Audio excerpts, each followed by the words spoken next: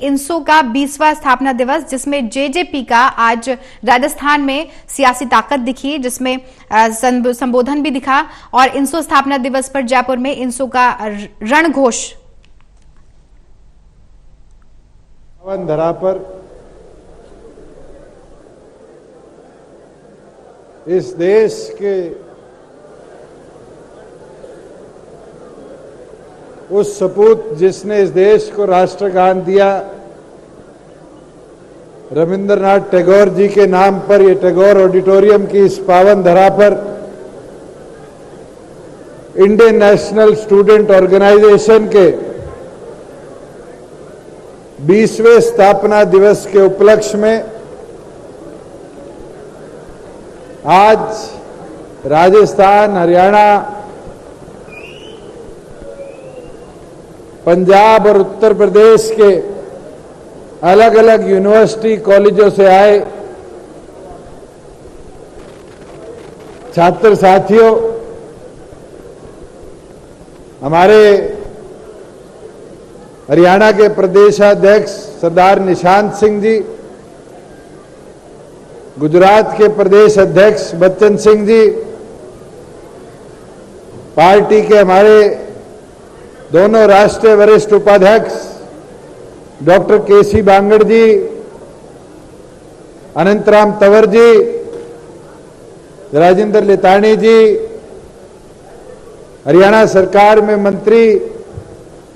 अनूप जी, विधायक अमरजीत जी, पूर्व विधायक पृथ्वी जी, डॉक्टर भारद्वाज जी, डेयरी डेवलपमेंट के चेयरमैन रणधीर जी,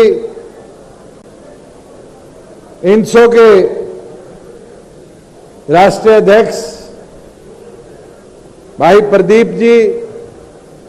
राजस्थान इंसो के प्रदेश अध्यक्ष भाई ऋतुराज जी, हमारे बीच में मौजूद जेजेपी के इंसो के तमाम वरिष्ठ पदाधिकारीगण, अपना प्यार स्नेह इंसो के प्रति देने यहां पर आए, हमारे सिंगर साथी बी पराग जी, अल्फाज जी, हरसिमरन जी, गिरीक जी, एमडी फाजिलपुरिया भाई, तमाम हमारे छायाकार, पत्रकार, कलाकार साथीगण और इतनी तादाद में इस ऑडिटोरियम को गदागद भरने वाले मेरे युवा साथियों, भाइयों बहनों, मेरे लिए एक सौभाग्य है, जब इंसो की नींव रखी गई, जब मैं स्कूल में पढ़ता था 2003 में, और 3 से लेके इस 20 साल का सफर बड़ा रोमांचक रहा। बहुत से ऐसे साथी जो उस समय इंसो में थे, आज अलग अलग विधानसभाओं के सदस्य भी हैं। बहुत से ऐसे छात्री हैं जिनने इंसो से ट्रेनिंग लेकर दूसरे दलों में भी अपनी जगह बनाई और कामयाब रहे। मगर वो दिन भी नहीं भूलता जब दिल्ली यूनिवर्सिटी के चुनाव में पोस्टर लगाने का मुकाबला होया करता था कि पोस्टर दीवार पे कितने लगेंगे, कौन लगाएगा और कैसे लगाएगा। और रात को 11 बजे एक दीवार पूरी हम हरी पीली करके आया करते थे और अगले दिन सुबह देखते थे दूसरा भर के चला गया, फिर दोबारा लगाओ, फिर भर के चला गया। उससे लेकर चाहे इंसो के प्रोग्राम ताल कटोरा स्टेडियम के कराने का मौका मिला, जीजेयू में कराने का मौका मिला, एमडीयू में कराने का मौका मिला, कुरुक्षेत्र में कराने का मौका मिला, और आज ये भी सौभाग्य है कि इस छात्र संगठन का 20वां स्थापना दिवस राजस्थान की इस पावन धरा पर, राजस्थान यूनिवर्सिटी के इस प्रांगण में बनाने का मौका मिल रहा है। साथियों, मैं एक चीज जरूर कहना चाहूंगा, आज हमें एक संकल्प जरूर लेके चलना पड़ेगा। पहला, INSO का विस्तार हम कैसे करेंगे। मैं चाहूंगा प्रदीप और ऋतुराज मिलकर ये संकल्प ले कि 27 तारीख को होने वाले आपके छात्र संघ के चुनाव के अंदर 26 को इसमें क्या भागीदारी INSO की रहेगी, कहां कहां चुनाव लड़ेंगे, इसकी तैयारियों में आज से जुट जाए। वही दूसरी ओर तमाम जितने यूनिवर्सिटी कॉलेजेस अलग अलग जिलों में हैं, जैसे प्रदीप ने अपने भाषण में कहा 33 के 33 जिलों में, मैं तो चाहूंगा कि 33 के 33 जिलों में संगठन का विस्तार पूरी तौर पर आप करो, चाहे आपको अगले साल के चुनाव तक मेहनत करनी पड़े, मगर साथियों मेहनत का रंग आपको जरूर दिखेगा और वो रंग ऐसा होगा जो इस प्रदेश में छात्र के हितों की लड़ाई को एक ताकत देगा। मुझे याद है मैं सांसद था, GJU के अंदर मैंने एडमिशन लिया और MA मास कम्युनिकेशन की पढ़ाई शुरू करी। दिग्विजय सिंह उस समय INSO के राष्ट्रीय अध्यक्ष थे और छात्र संघ चुनाव की बात आई और छात्र संघ चुनाव के उस मुद्दे को लेकर इनने निर्णय लिया कि हम संघर्ष शुरू करेंगे। ज्ञापन दिए, कोई नहीं सुन रहा था, मुख्यमंत्री से मिले, कोई नहीं सुन रहा था, गवर्नर से मिल के आए, कोई नहीं सुन रहा था और फिर यह फैसला लिया कि 5 साथी अनशन पे बैठेंगे और वो 5 अभी मेरे को दिख रहे हैं। ये मंजू बैठी, जसविंदर बैठा, दिग्विजय बैठा, हरिंदर बैठा, प्रदीप, इन साथियों ने अनशन शुरू किया। 1 दिन, 2 दिन, 3 दिन और चौथे दिन मंजू की तबीयत खराब हो। एक ऐसा काम भी INSO ने कर रखा है जो किसी वक्ता ने नहीं छुआ कि नेत्रदान का किसी और छात्र संगठन के पास ऐसा रिकॉर्ड नहीं है कि नेत्रदान का 10,000 से ऊपर युवाओं का एक सिंगल दिन के 8 घंटे की डोनेशन में गिनीज बुक में नाम रचाने का काम किया। साथियों, एक चीज जरूर, मैं पीछे बीकानेर गया, नोखा गया, अब हमारे साथी पीछे खरनाल में प्रोग्राम करवा के आए थे वीर तेजा जी का। एक बड़ा शॉकिंग सा आंकड़ा मेरे पास भी आया। अभी हरसिमरन बोल के गया है, पंजाब से है। हम पंजाब को ब्लेम करते थे, ड्रग्स बहुत है, ड्रग्स बहुत है, ड्रग्स बहुत है, और धीरे धीरे हरियाणा भी उसमें लिपटा जा रहा है।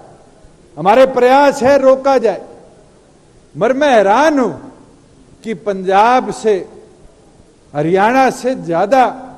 ड्रग्स की समस्या आज राजस्थान में कब्जा कर बैठी और यह सरकार आंख बंद कर बैठी है। आज क्या हालात है, माइनिंग माफिया के विरुद्ध साधुओं को धरने करने पड़ते हैं, सुसाइड करना पड़ता है, तब जाके सरकार की माइनिंग माफिया के विरुद्ध आंख खुलती। क्या बात,